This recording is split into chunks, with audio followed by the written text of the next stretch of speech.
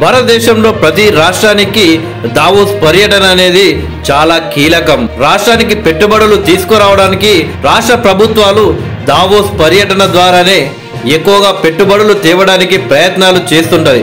అయితే తాజాగా తెలంగాణ రాష్ట్ర ముఖ్యమంత్రి రేవంత్ రెడ్డి గారు మొదటిసారి విదేశీ పర్యటన చేయడం జరిగింది.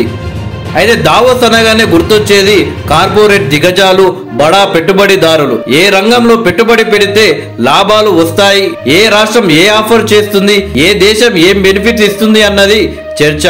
మట్టి మనిషి గురించి, కష్టజీవి రైతు గురించి అక్కడ చర్చ ఉండదు. ఇన్నేళ్ల దావోస్ చరిత్రలో ఇంతమంది ముఖ్యమంత్రుల పర్యటనలో ఐటీ, హైటెక్ హంగుల గురించి తప్ప రైతు గురించి మాట్లాడినోడు లేడు.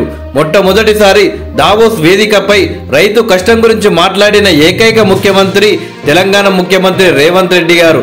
రైతు ఆత్మహత్యలపై ఆర్థిక వేదిక సాక్షిగా తన ఆవేదనను వ్యక్తం చేసిన సీఎం రేవంత్ రెడ్డి, ఇన్నాళ్ళు రైతు మనల్ని కాపాడాడు, ఇప్పుడు రైతును మనం కాపాడుకుందాం అని ఆర్థిక వేదికపై పిలుపునిచ్చాడు సీఎం రేవంత్ రెడ్డి గారు. రైతు పట్ల ఈ అర్ధరాత్ర ఇంగ్లీష్ మీడియం లీడర్లకు ఉండదు.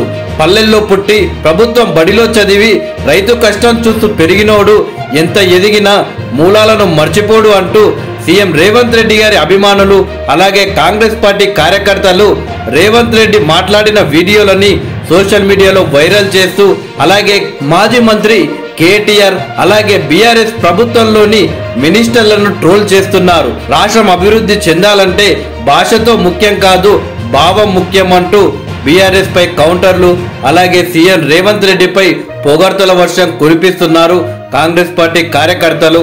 అలాగే ఆంధ్రప్రదేశ్ రాష్ట్రానికి సంబంధించిన ప్రతిపక్ష పార్టీల కార్యకర్తలు కూడా రేవంత్ రెడ్డిని పొగడ్తలతో ముంచెత్తుతున్నారు.